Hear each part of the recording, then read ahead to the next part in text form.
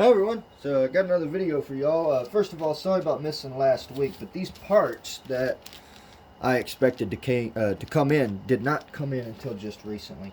So apologize for that, but I'm going to run you through what's been going on with this truck real quick, share a bit of information with y'all, and try to, if I can, nullify the idea I have of me just not knowing what I'm doing.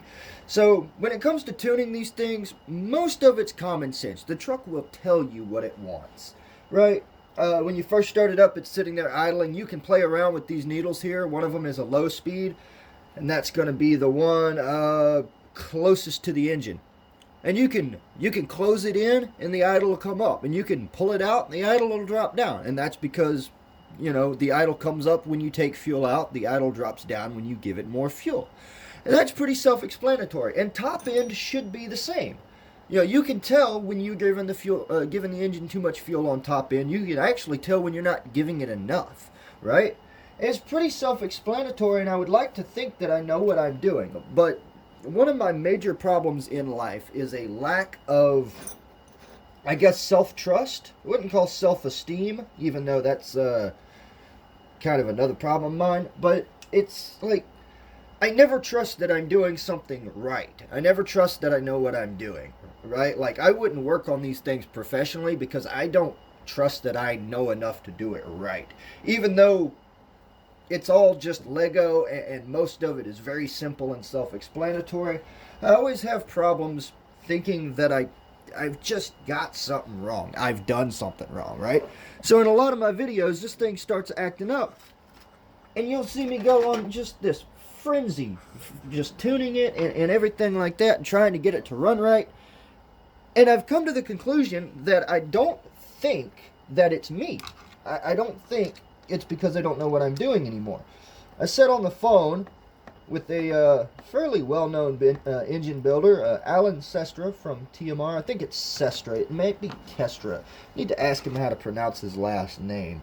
But we sat on the phone for about 30 minutes, and everything he told me, once he told me, it was so, like, it made so much sense, right? I learned more from him in 30 minutes on the phone than I've learned in the last year of owning this truck from any YouTube video or something like that. And the man is a powerhouse of information, and we sat there and we talked, and the way that this whole conversation actually started was, I posted a picture or a video of this truck to Facebook, and I was like, "Hey guys, I'm having this problem. I don't know what's going on. You know, it's a pain in the butt to start. I just can't figure it out, right?" And that post was up for like maybe an hour. Probably not even that long. But anyways, he contacted me and he said, "Hey man, give me a phone call." And I was like, "Wow. A phone call? Really? You're going to give me your phone number?" And that's what he did. And we sat on the phone, and we talked for a good 30 minutes, and did some troubleshooting on this truck and things like that. And what we came to the conclusion was the isolator block is warped. So we ran through a bunch of different things. I reset the carburetor. I even went as far as you know, going inside the carb and readjusting the spiral diaphragm, which apparently was a little far open, by the way. It was a little too far open, I think. And so did he. So we readjusted that, and I took it out, took it for a rip, sent him a video, cranked it up. It was running good at first, and then after the first pass, you know, I ripped a donut, brought it back, and it started running like crap. And I was like, "What in the world? You see, that's not right." And he watched that video and pretty much asked me, you know, "You got a can of anything flammable? And check for leaks and blah, blah, blah, and this and that." And that's what I wound up doing. I checked for leaks, and it turns out that when I sprayed some WD-40, which was all I had, around my isolator block area, the truck actually idled down and died. And that's another thing he told me. He told me that would happen. He goes, "You got a can of something flammable? Spray it around that isolator block back there to keep it away from like the choke and throttle lever, like where the rod goes through the carb, because those leak anyways. Don't get it on that. But spray it on that isolator block. Just soak it back there and see if it idles down and dies." And I was like, "Wait a minute, man," because and like, I was like, wait a minute. Every single engine builder I've ever talked to, every single mechanic, everybody I've ever known has always told me, if you have a vacuum leak or an air leak and you spray something flammable, the idle's going to increase. And he was like, well, yeah, given certain circumstances, that can happen, but I guarantee that thing will idle down and die. So, this is the result of that.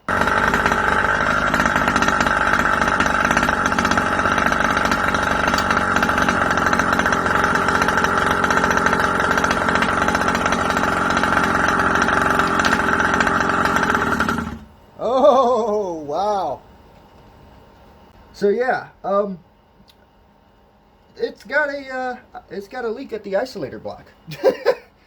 I am 100% sure that that's at least one of the problems with this truck.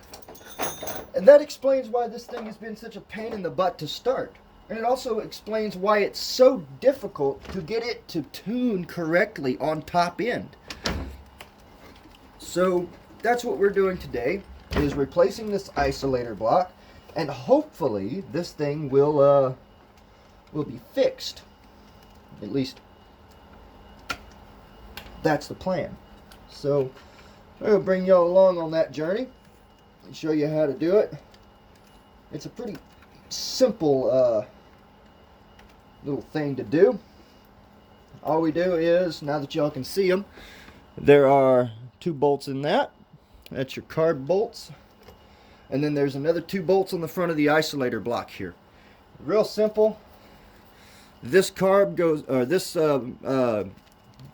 gasket goes on the back of the isolator block, and this one goes between the isolator block and the carb.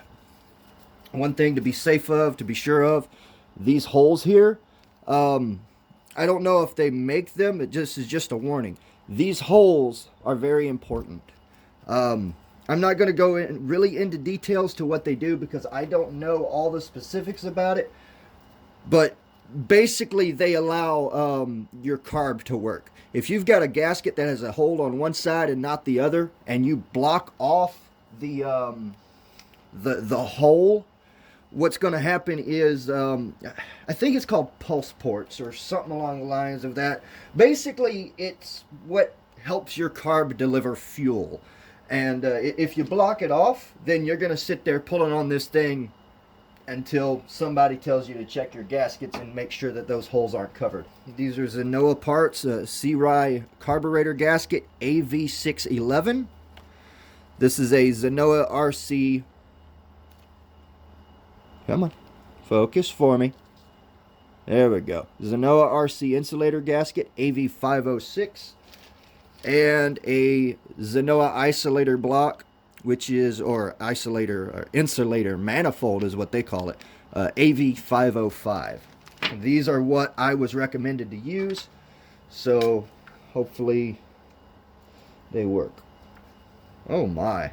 Oh, oh wow. Okay, well, I don't even have to sit down on a flat surface and look at it. I can already tell you for sure there's a problem there. Oh my God. I can look at it just straight on. I don't even have to put it on a flat surface. I can look at it straight on and tell you that that thing right there is warped. This side is up further, this side is up further, and these 2 sides here are down. Check that out. It's all cattywampus. Let's see. Oh yeah, you can feel it rock back and forth when you put it on a flat surface. Yep, that's warped to hell and back right there.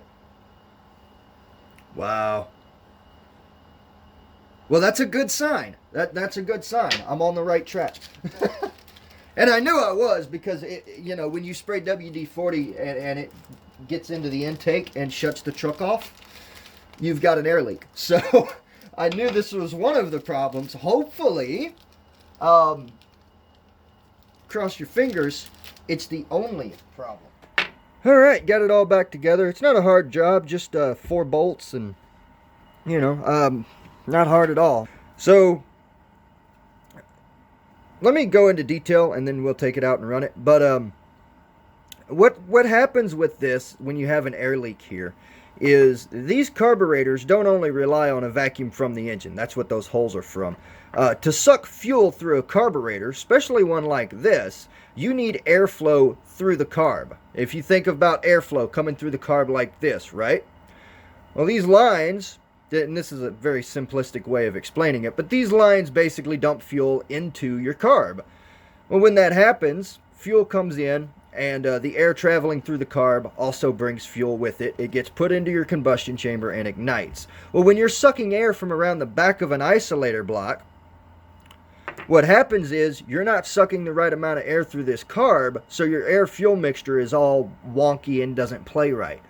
What this does is make it, hopefully what that does is make it hard to start and make it act up on top end, which is what this truck has been having a problem with for quite a while now. So hopefully this isolator block here being changed out, and you can tell that it's warped. If you look at it, you can see, yeah, see that? This side here is further up, or this side and this side is further up than these two here. So if you really like, yeah, there's a good shot. You can tell it's warped. It's no good. So hopefully that was the issue.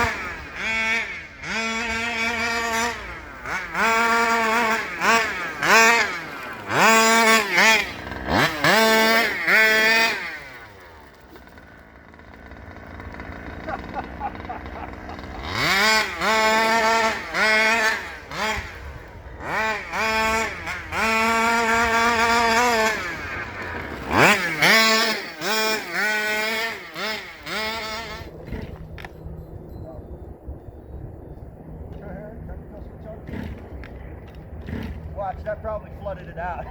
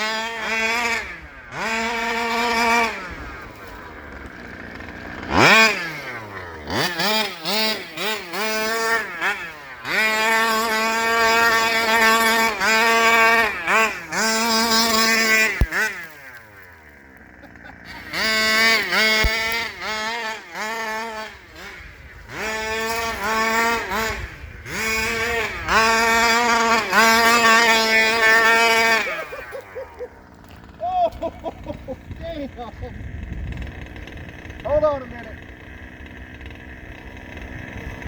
You need safety glasses with this thing. That hit me right in the eyelid. Wow. All right. Note to self. Don't stand behind it no more. Oh, man. Is it red?